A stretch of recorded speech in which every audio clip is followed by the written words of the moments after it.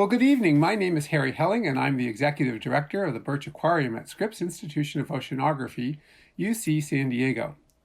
Welcome to the Jeffrey B. Graham Perspectives on Ocean Science webinar series. This year, we are organizing our presentations as themed three-part series showcasing the world-class research at Scripps. Tonight is the second lecture in our series focusing on the regional impacts of climate change in California and the West. It is my great pleasure, then, to introduce our second speaker in the series, Dr. Katherine Zaba. Katherine is an observational physical oceanographer whose research interests include oceanic boundary currents, El Niño southern oscillation, marine heat waves, physical biological interactions, and autonomous underwater gliders. Most of her research has been regionally focused on the California current system, with contributions to major oceanographic research programs at Scripps, including the California Underwater Glider Network, the California State Estimate, which is an ocean observation and modeling effort to describe the current state of ocean offshore Southern California, and the California Current Ecosystem Long-Term Ecological Research Program. Katherine is a Scripps alum, received her PhD in physical oceanography at Scripps in 2018. After an additional 2 years as a postdoctoral scholar, Katherine has recently taken a position as Director of Glider Operations at Marine Robotic Vehicle Systems, while also keeping her close connections to Scripps as a visiting scholar. It is my great pleasure to welcome Katherine this evening for her talk entitled Getting Warmer, Ocean Temperatures Off the Coast of California. Thank you for the introduction. I'm Katherine, I also go by Kasha, here to talk to you today about the coastal ocean off the coast of California. I am representing here the engineering and the science work of a lot of people at the Instrument Development Group, or IDG, at the Scripps Institution of Oceanography, and on the industry side of things, representing MRV systems, which is actually where I work now. All right, so we're going to start very big at the global scale. This here is a global map of oceanic heat content trend over the upper 2 kilometers of the ocean, calculated over the years 2006 to 2016. And hopefully what you're noticing here is that there's a lot of spatial variability where the colors are yellow to orange to red is where the ocean gained heat over the course of those 10 years, where the colors are green to blue to purple is where the ocean lost heat.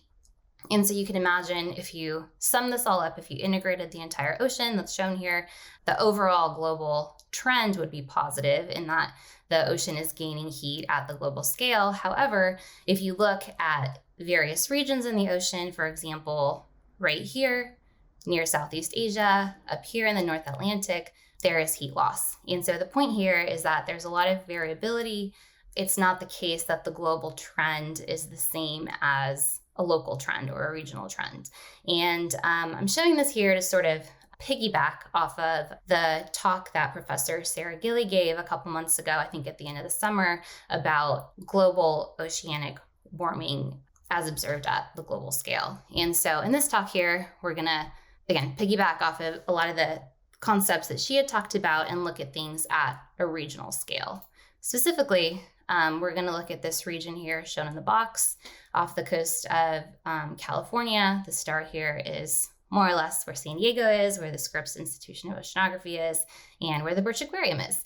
And so naturally, we're interested in this region of the ocean. The local waters off the coast of California are referred to broadly as the California Current System. This is one of my favorite images, satellite images of the region. You can see there's a lot of swirling green off the coast of California. The green here is representative of chlorophyll concentration as measured from space, which is a bulk estimate of plankton or phytoplankton. So what this indicates, the fact that there is a lot of green off the coast of California and Oregon and Washington for that matter, what it means is that the waters off of our coast are very biologically productive. Why are they productive? So this region, the California Current System, is referred to, or is a type of eastern boundary current upwelling system. There are several of them in the world. And the schematic here is a cartoon of the relevant physics and the biology that they impact. So an upwelling system like ours is driven by winds, specifically equatorward winds that blow roughly north to south. Those are these black arrows here above the ocean. What this wind does is it drives upwelling, as indicated by the red arrow and off coast by these yellow squiggly arrows here. And so upwelling brings water from the deep to the surface, and that water down deep has a lot of nutrients in it. And so it effectively fertilizes the upper ocean, and that fertilization process, if you will, supports a productive ecosystem. Upwelling, as it's bringing up cold, dense water to the surface of the ocean, is bringing cold water to the surface of the ocean. And so this mechanism maintains our mild coastal weather that we have for those of us that are lucky enough to live by the coast. Our climate zone is referred to as a Mediterranean climate zone in that it's dry and warm and very pleasant to live in. And that has a lot to do with the fact that there's this cold body of water just offshore. Eastern boundary current upwelling systems, as I mentioned, are biologically productive, which means that there's a very active food web, including larger species, like in our case, fish. So there's very productive fishery. Here's a couple pictures from NOAA Ben Aderet. And to the right is a cartoon, if you will, of the ecosystem of the food web. And what I have circled here is climate and ocean drivers. So that's what I do. I'm a physical oceanographer. And what I'm interested in is trying to understand how the ocean climate, how variability in the physics affects the biology. And then, because it affects the local biology, also human activities and human well-being. All right, zooming out again. To the global scale, here is a map. Again, if you go back to Professor Sarah Gillies' talk from the summer, she also showed this map and talked a lot about these floats. So this is the Argo array. These floats profile the upper 2 kilometers of the ocean. There are now almost 4,000 floats in the global ocean. These black dots in the map here represent where they are all located today, as I'm recording this talk on February 24th. And so, again, there's almost 4,000 of them. The global coverage is great. And this observational array has fundamentally transformed how we do and understand global scale physical oceanography. However, for those of us that are interested in regional processes, like our California current system that I was talking about, you can see that at a regional scale, even here looking at the western coast of North America, if you draw a box in your region of interest, there's really only a couple of floats, and they really only profile every 10 days. And so for these smaller scales, this is not necessarily the right tool.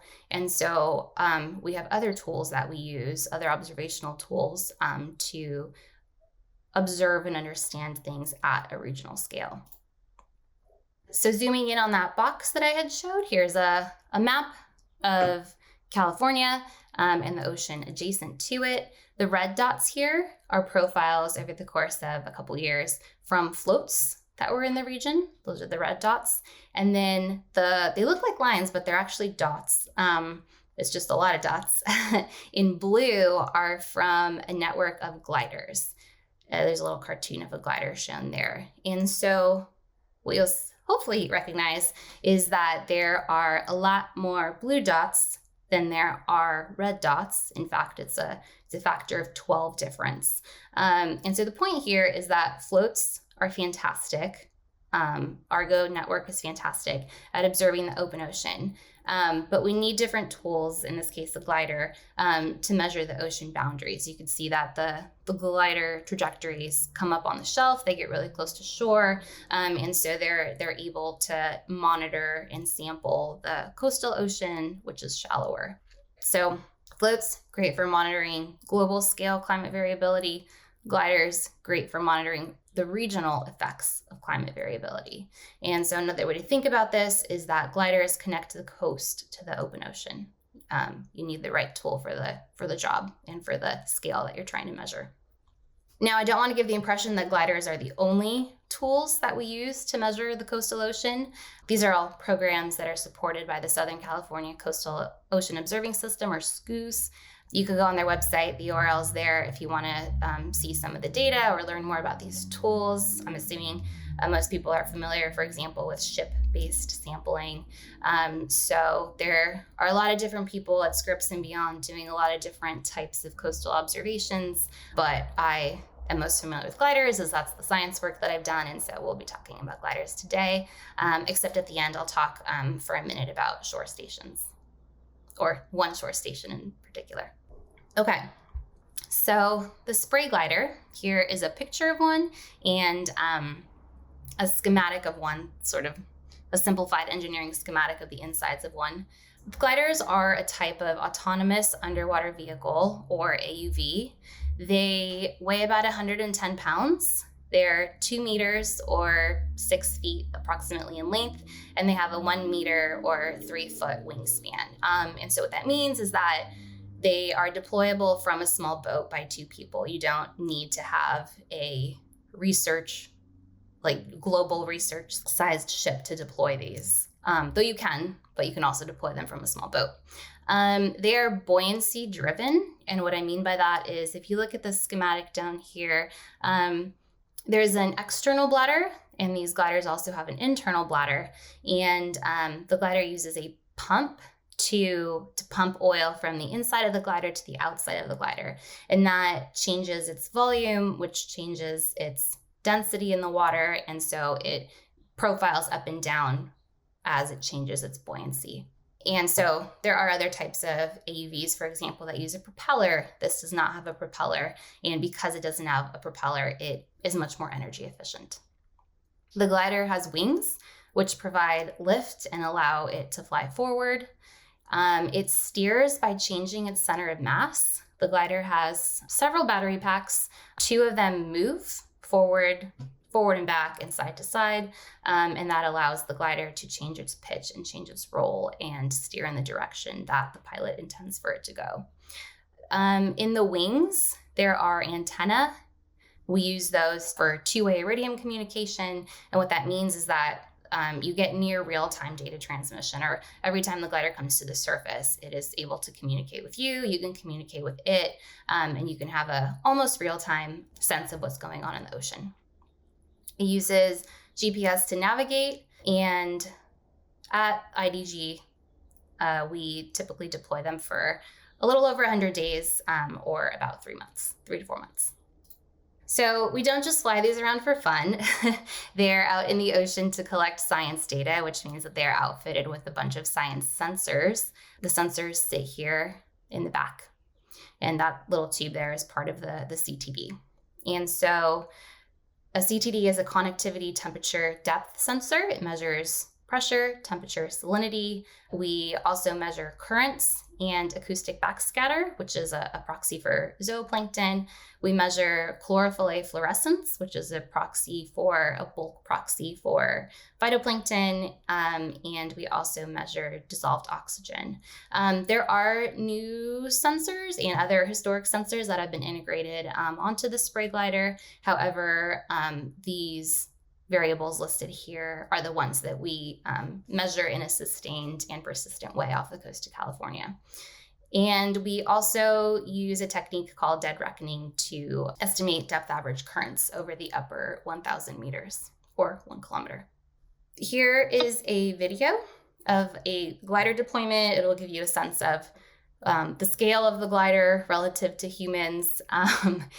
So this is in Palau in the Western Tropical Pacific. Here's the sensor, the CTD back here. There's a thermistor that measures temperature and a conductivity cell that measures salinity. So the glider goes in the water. It does its first dive, a little test dive, a pretty shallow one.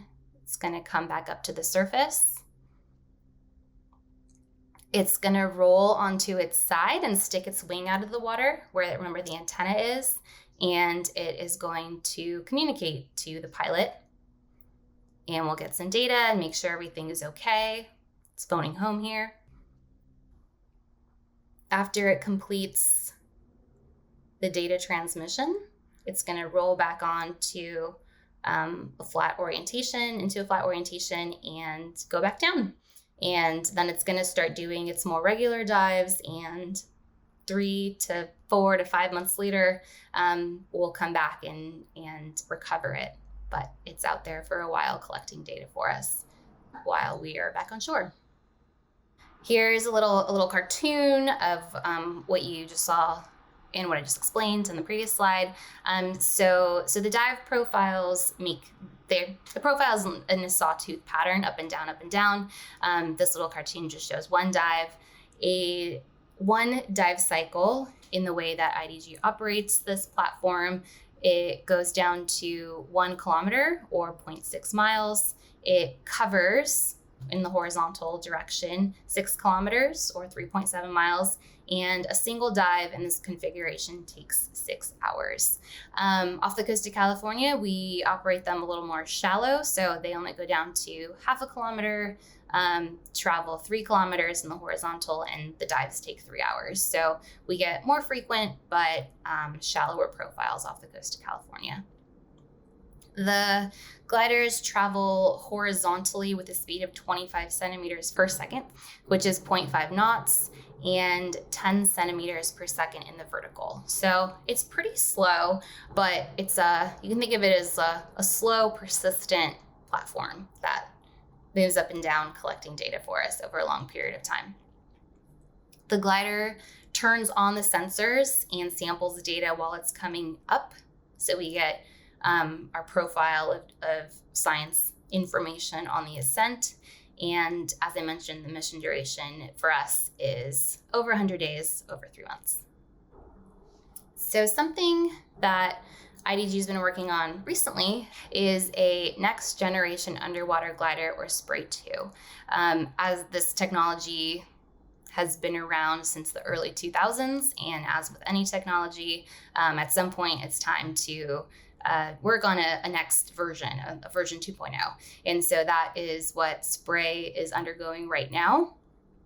The engineering, design, and development, as well as the testing and the sea trials that then go back and inform the engineering, design, and development, are happening at the Instrument Development Group at the Scripps Institution of Oceanography. There is going to be a technology transition, and the glider will go to MRV systems, where it will be manufactured, made commercially available, and we will provide service and support to customers. And there are several design goals, but one of the main ones here is to raise the technology readiness level, or TRL, of the Spray glider, allowing it to increase the range of users who have it and are capable of using it. This redesign and transition project is supported by the National Oceanographic Partnership Program, or NOP, which is an interagency initiative. So we've talked about the Spray glider, and now I'm going to show you how we operate it off the coast of California in the California Underwater Glider Network, or CUGN, which was established in 2006. So this will be a video. Here we are down in San Diego, and here are the gliders going back and forth. They travel perpendicular to the coastline, moving onshore to offshore. We occupy these historic Cal coffee lines, which have been traditionally surveyed by ships since 1949, but now we're doing it with robots. And so these are the 3 main lines that we occupy: line 90, line 80 out of Point Conception or Santa Barbara, and line 66.7 out of Monterey. And more recently, Professor Dan Rudnick has also added a longshore here to measure other types of physics, as well as a northern line 56. All right, so how much data do we have? Over the almost 15 years of this network, we have collected over 45 plus glider years. That means that the gliders have been out for a cumulative sum of 45 years on these multiple lines. They have traveled over 350,000 kilometers or 215,000 miles, which is equivalent to over 8 laps around the Earth's equator.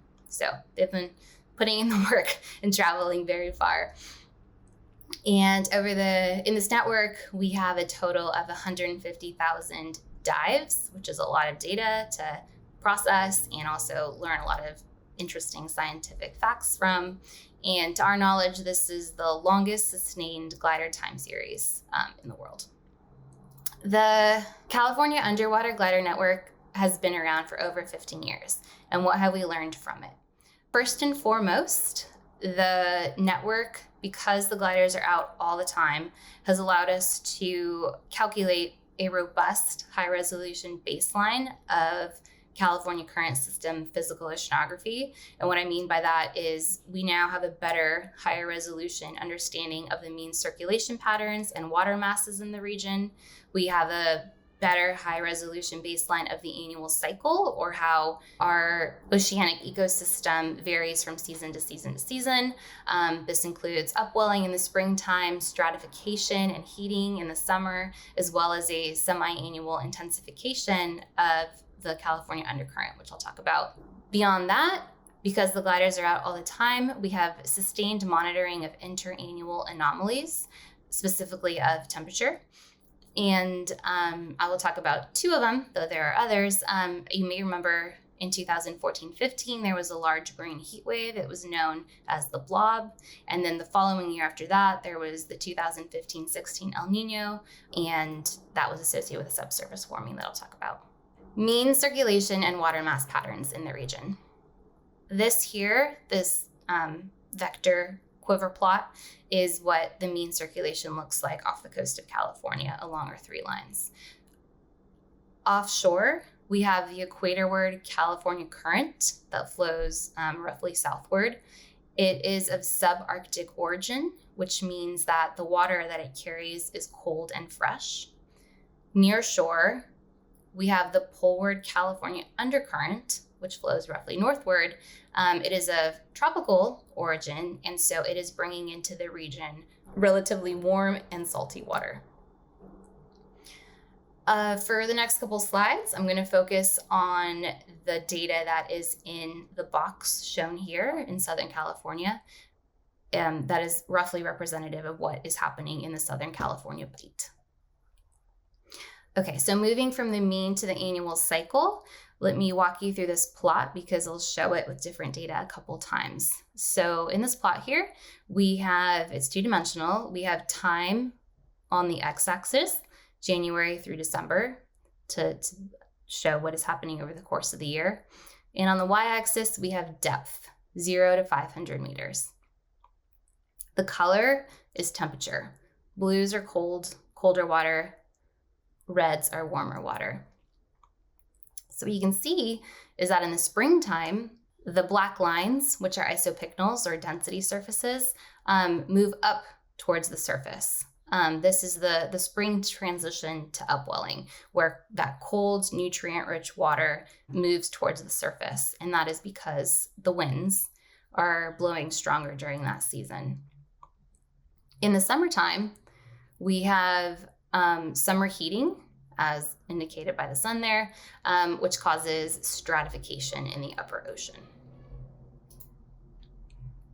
Here's a plot of the same style, however, now it's colored by velocity, where red is poleward and blue is equatorward. And so what you'll notice is that there are 2 times in the year where you get these red bullseyes. Those are in the summertime and in the wintertime. And what this is the semi-annual intensification of that California undercurrent. And so 2 times during the year, that undercurrent that flows along our coast is extra strong and bringing up that warm, salty tropical water.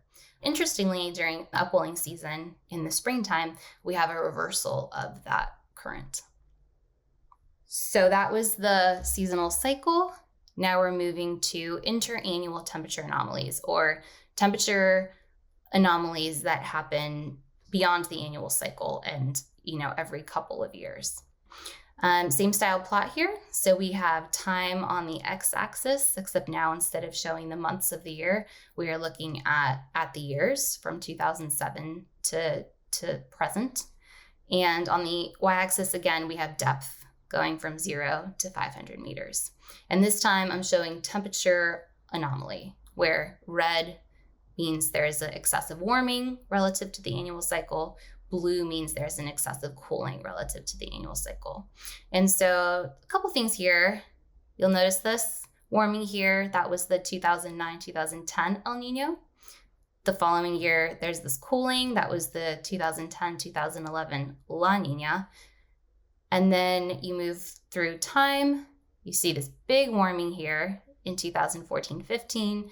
That is that marine heat wave, or the blob.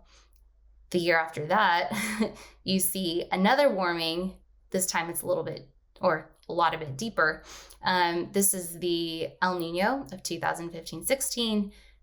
After that, it stays warm, not as warm as these 2 events, but that heat stuck around for a while afterwards.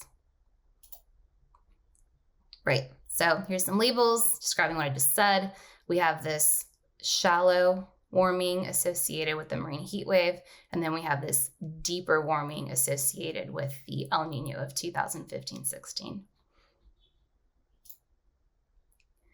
If we draw a line through this plot at 50 meters and plot the temperature anomaly at that depth, it looks like this, the red line here, and we refer to this as our Southern California Temperature Index. And so here's maybe a simplified depiction of what we had seen in the previous slide, where 2009 to 2010, we see a warming due to the El Nino. The following year, we see a cooling in 2010-11 due to the La Nina.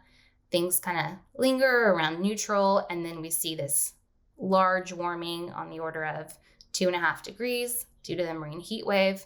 It goes down a little bit, and then it jumps up again much higher, above 3 degrees, because of the El Nino. And then it persists above normal and is finally now going down. This black line, the Oceanic Nino Index plotted here, is it's an index of temperature anomalies at the equator. And so what you'll notice, hopefully, is that before 2014, our local temperature anomalies, the red line, is very highly correlated with the black line, the ONI, the Oceanic Nino Index, meaning that things that are happening at the equator affect the coastal California ocean. The exception here is this marine heat wave warming, where it got warm off the coast of California, but it was due to other reasons that were not necessarily related to equatorial dynamics. Right, and so if you follow this ONI through present, you can see it's now negative going into 2021, and that's because we are currently in a La Nina state at the equator. Zooming out a little bit here, this is what those events, those climate phenomena looked like at a larger scale. On the left here, we've got the marine heat wave period in fall 2014 with a lot of heating in the Gulf of Alaska north of us. And the following year, we've got the El Nino period, winter 2015-16, where there is a lot of warming at the equator because it's an El Nino event. You might also remember all the headlines. There was a lot of news, a lot of press about this. people started noticing, as you can see in this first one here, during the blob event, that there were a lot of red crabs washing up. Fishermen were excited because there were a lot of tropical species here. And so there was a lot of talk about this in the press and in the public. So I've shown how our California Underwater Glider Network is used to understand where the anomalies are happening. And a natural question, a subsequent question is, why are they happening? Or in other words, what caused the warming? And for this slide, let's focus on the surface warming. So what caused the surface warming that I'm highlighting here with this box? To answer that question, we leaned on a data assimilating model. And what a data assimilating model does is it takes in real observations, in this case from gliders, which make the model more realistic. And the added value of the model is that it interpolates between sparse observations, and it also allows you to calculate heat budgets and figure out what mechanisms were relevant at what time. So what I'm showing here in this time series from mid-2013 to mid-2016 is temperature from 0 to 50 meters in the ocean, so that surface layer. The thick black line is the annual cycle, so warm in the summer, cooler in the winter and spring. The thin black line is what, for that particular year or time, what was the temperature. And the coloring is blue if it was a cool anomaly, and red if it was a warm anomaly for that particular time. The possible mechanisms that might drive excessive heating in this region are either air-sea heat flux, or in other words, excessive heat coming in from the atmosphere to the ocean, or oceanic heat advection, which in essence means that the circulation and the water types, water properties that were being moved around by the ocean at the time brought warm water into the region. And so I've highlighted here in the lighter red time periods when the ocean was heating at an excessive rate, above average rate. There are 4 bands shown, and then the cartoons indicate which mechanism mattered for that particular time period. And so you could see that at times it's just the oceanic heat advection that matters. Other times it's just the air-sea input of heat that matters. And other times it's both. And so it's a complicated story. And the point is that both of the mechanisms mattered. It just was variable throughout this time period. What about subsurface? So now we're going to look below that upper layer, and we're going to look at temperature anomalies and what caused them between 100 and 200 meters, as indicated by this box here. So again, we turn to our data assimilating model for this anomaly attribution study. In this case, because we are deep, air-sea heat flux is not going to be the mechanism that is relevant. It is just going to be the oceanic heat advection or changes in circulation. And so, but what we can do is we can describe what aspects of it. Was it a north to south flow that brought in the warming? Was it an east to west flow? Or was it the up and down, the upwelling, downwelling that brought in excessive heat? And so, as before, I'm showing the temperature annual cycle in the bold black line and the interannual or the actual signal in the thin line. Coloring means anomalously cold temperatures if it's blue, anomalously warm temperatures if it's red. And so again, I've highlighted the bands here where this particular box of ocean was heating excessively, and I've labeled what we discovered to be the relevant mechanism. So it's a combination of less upwelling and more poleward flow that heated up this layer of ocean. And most of the heating in this case happened in the fall of 2015 when the El Nino was present. And you can see in the label here that the mechanism that was relevant that brought in the warming was a poleward flow from the south. Here is another way to visualize that subsurface warming. So this is a map. We've got our 3 glider lines, line 90, line 80, line 66.7. The colored dots are temperature anomalies, subsurface, as measured by the gliders. The background, red and blue color map, is from the model. This is along the 26 isopycnal, which just means that this is subsurface and is not interacting with the atmosphere. It's for winter of 2015-16 when the El Nino was occurring. And so hopefully what you're noticing is the striking warming in the southeast portion of this map.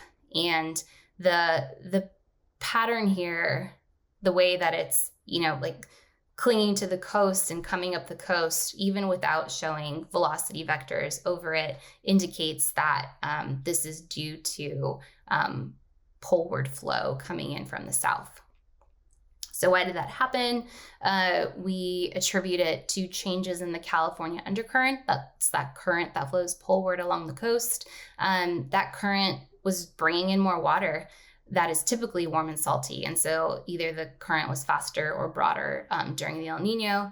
And it also carried with it warmer and saltier water than usual.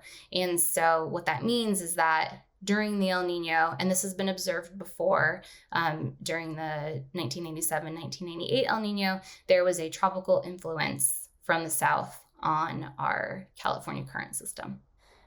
Lastly, I wanted to talk about decadal temperature trends. So I've been focusing on, in the previous couple slides, interannual variability, so changes that happen year to year, but our time series from the gliders is only 15 years now. And so that's not really long enough to start teasing out decadal trends, especially because we have these 2 big climate events in the time series.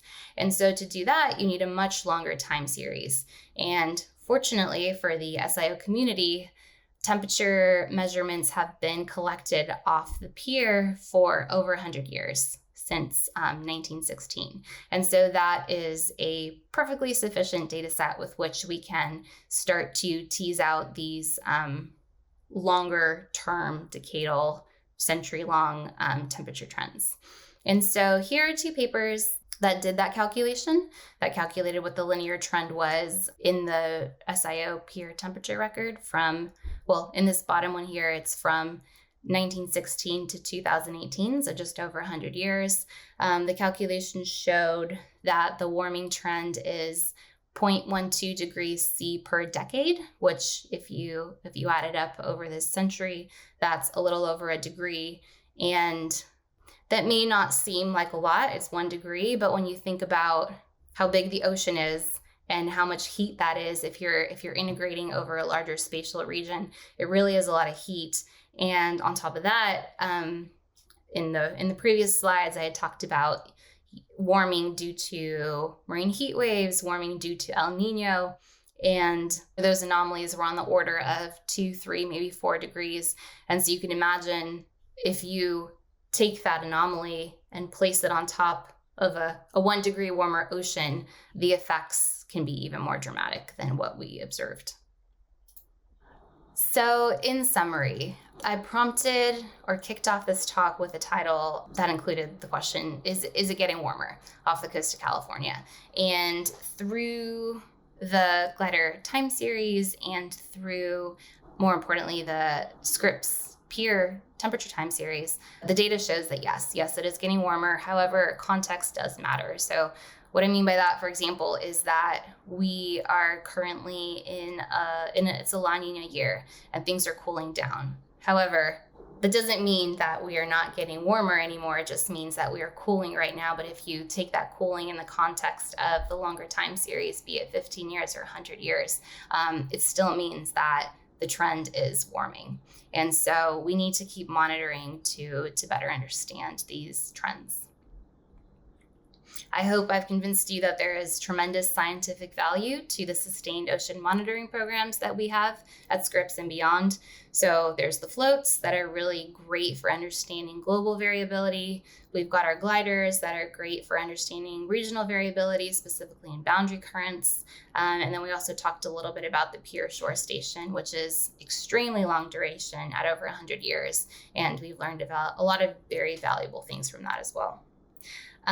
These data that I talked about are even more valuable when they're integrated into a modeling observing system. If you assimilate that data into models, you can start doing things like anomaly attribution that we talked about. So identifying the mechanisms of oceanic temperature change. And you can also start doing predictions. So together, these tools are already very valuable, but together in a modeling observing system, they're even more valuable. And thank you, and I'm happy to take any questions.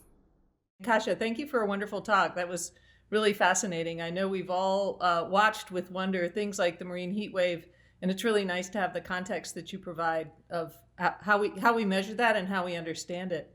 There are actually a fair number of questions. Several of them relate to the glider profiling work that's done. So the first one is, why off the California coast are the glider dive depths shallower? Why are they shallower off the coast of California? Right. So off the coast of California, in our observational network here, we profile down to 500 meters or half a kilometer as opposed to 1,000 meters, which they're capable of. And that, I think, is simply because we're more interested in those upper ocean physics. And so it's more valuable for us to have more profiles of, the upper 500 meters rather than have less profiles, but to go deeper because we're interested in that upper 500 meters.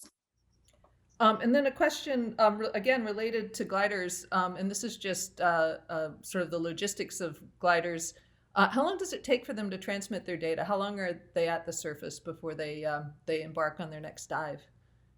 It takes about up to 10 minutes, but usually no more than 10 minutes, which is great because they're the most vulnerable when they're at the surface. You can think about, especially in the Southern California Bight, there's a lot of shipping lanes and things like that. So the less time we spend at the surface, the better. And over time, it used to be a little bit longer, but over time that transmission time has decreased, and we're down to just a couple minutes now.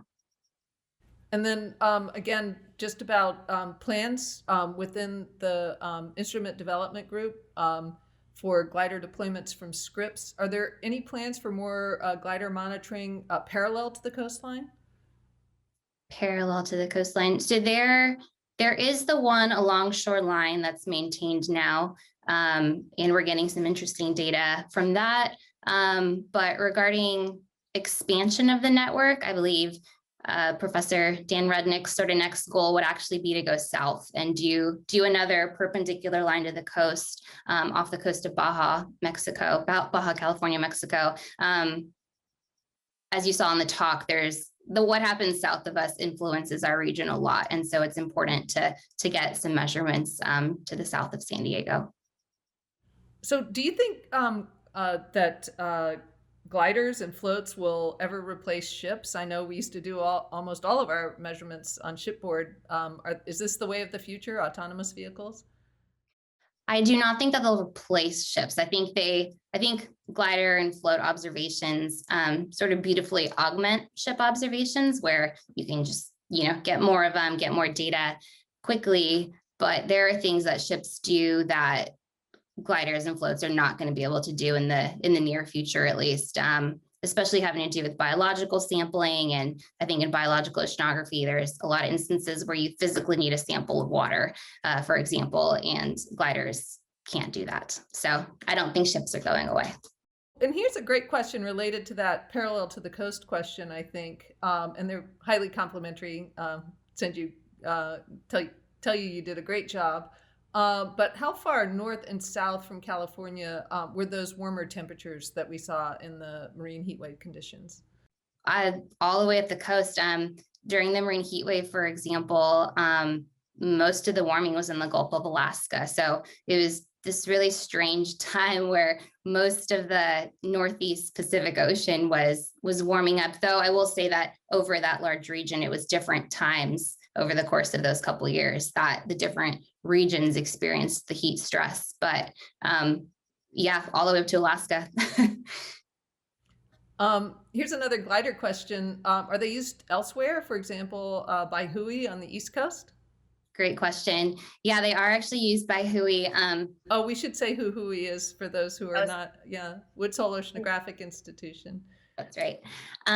Yeah, so one of Professor Dan Rudnick's former students now runs glider ops on the East Coast, and he runs a network in the Gulf Stream, which is challenging in a very different way that we don't have to deal with. The Gulf Stream, excuse me, is a much stronger current than the currents we have off the coast of California. And so over there, you can't just go back and forth because you get swept downstream. And so he has a different way of observing where he does actually get swept downstream, but he goes back and forth. And then on our coast, there's colleagues who do observations off the coast of Oregon and Washington. Another great question, I think, can on-land conditions such as droughts also be reflected in the ocean? So I guess in the glider data that you guys are collecting. Yeah, I think so. If droughts are driven by atmospheric anomalies, and those same atmospheric anomalies can influence the ocean. So yes, definitely. Now here's a question that is a little more complicated. Are ocean atmosphere exchange events spatially constrained so that the blob, a somewhat local event, although you just explained that it maybe wasn't all that local, was affected by similar scale exchange events, I guess by ocean exchange events, ocean water exchange? So is the question, to what extent did the atmosphere matter, and to what extent did yes, like oceanic heat advection matter? I think that's the question, yes. Okay, yeah, it all mattered. But you can imagine when we do these, we call them heat budgets. And so you're trying to calculate and quantify what is the influence of the atmosphere, what is the influence of the ocean, what is the influence of these very specific mechanisms. And so what we found for our region is that, again, all of it mattered. It just kind of varied and was all over the place. And the different mechanisms mattered at different times and also in different locations. So when I did a heat budget, for Southern California, for the Southern California Bight, those anomalies and the physics that drove them were different slightly than the ones that drove the anomalies off the Central California coast, for example. So it's very spatially variable. Yeah, it's much more complex than I think one might imagine when just looking at it, sort of as a novice and thinking, oh, the ocean is warming because the atmosphere is warming. It's really quite a bit more complicated. Another compliment on your presentation. They said one slide showing the California Underwater Glider Network video, there were a few gliders which deviated from the main path before coming back in line. And what were the cause of those deviations?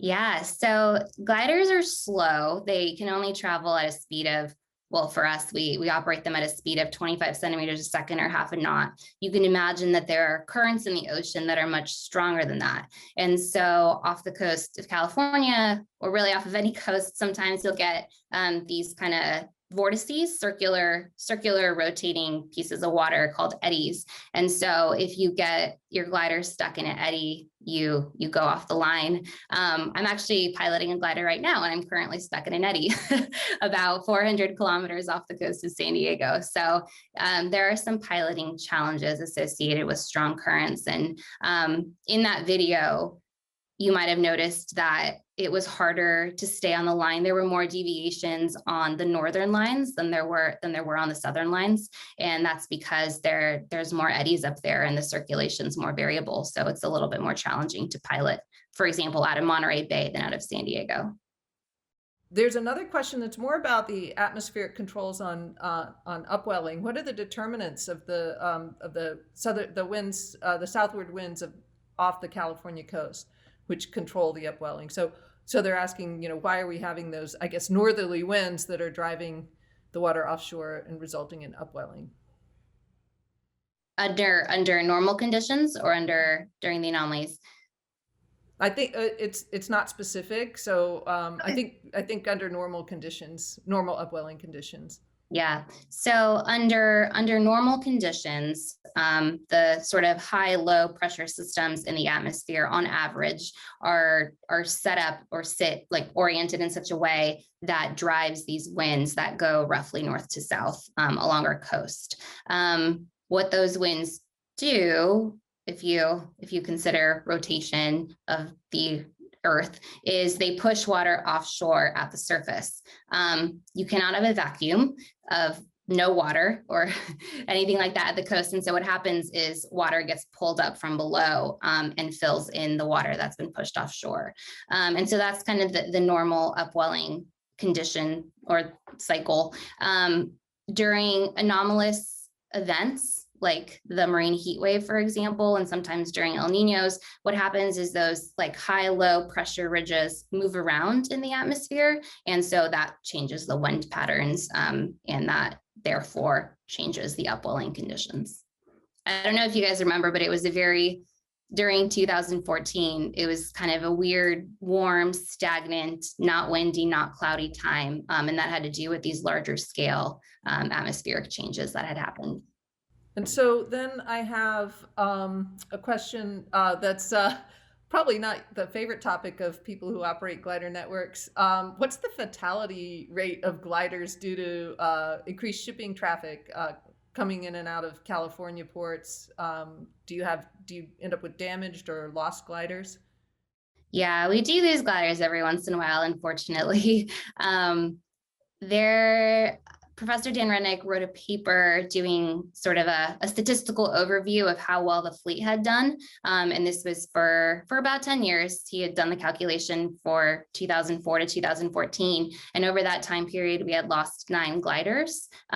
So we typically have 10 gliders in the water at a time, which means we're on average, or at least for that time period, losing like 1 glider a year. So yeah, it happens. Ship strikes happen, mechanical failures happen, and you don't get them all back, but our track record is pretty good, all things considered. Yeah, that's less than I think I might have expected. So here's a very, very, big question. What are the implications of higher ocean temperatures for CO2 absorption in the ocean? Oh, wow. We're gonna have to get a biogeochemical person on the call to answer that question. I am not exactly sure how temperature is related to CO2 absorption.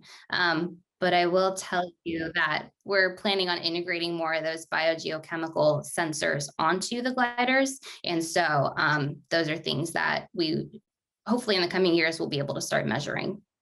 Here, trying to get back to the question about the controls on the heat anomaly. And so the question is, rather than the heat anomaly being created by a broad condition in the atmosphere and a spatially broad advection, is there any mechanism that focuses or concentrates the physical process in a localized area? I'll answer the question this way. So with El Niños, for example, there are 3 known mechanisms by which equatorial anomalies cause anomalies off the coast of California. One is advection, so water moves up, warm water moves up from the south to our region. Another method is, or mechanism, is coastally trapped waves. So you have like a perturbation down at the equator and that travels up the coast and perturbs our conditions off the coast of California. And then another mechanism beyond that is atmospheric teleconnections. So you'll get some weather anomalies at the equator, those propagate north and south, and those affect our region here. So I guess, yeah, those are mechanisms by which anomalies from somewhere else can be transmitted and focused on our region off the coast of California. That was a great explanation, Kasia. Thank you very much. And this is one last question, and I admit that I'm curious about this myself, since you just said that you're currently operating a glider and stuck in an eddy. So this question is, can an onshore operator person control the gliders, or is it all GPS computer program controlled going out and returning? So I'm really curious how much monitoring you actually do as someone who's currently driving a glider. Yeah, a lot of it is automated. The engineers at the instrument development group are very smart individuals who have written a lot of logic into the flight control of the glider. But there are things as a pilot that you can do. You can change the way you're steering or fighting the currents, and things like that. So when I'm piloting, I probably check on it about twice a day, just see how it's doing and see if I need to tell it to do anything differently. And the discrepancy there, or the difference, is when you're shallow or when you're about to do a recovery or you're about to do a deployment, then you keep a closer eye on it and probably tweak more of the parameters. But when you're out in the open ocean, they typically do pretty well on their own in an automated sense. Well, thank you so much. That was a really interesting talk. Good luck with your glider stuck in the eddy. Good luck with your new position. And we really, really appreciate you taking time to join us and present in this speaker series. So thanks very much, Kasia. I know if people were here in person, they would be applauding you. And we look forward to seeing this online. This can be seen at UCSD TV/Ocean Science for those of you who might want to pass this information on to others who would like to watch this, the recorded version of this talk. And thank you all for being here. Thank you, Kasia. Thank you. Thank you for inviting me. It was a pleasure.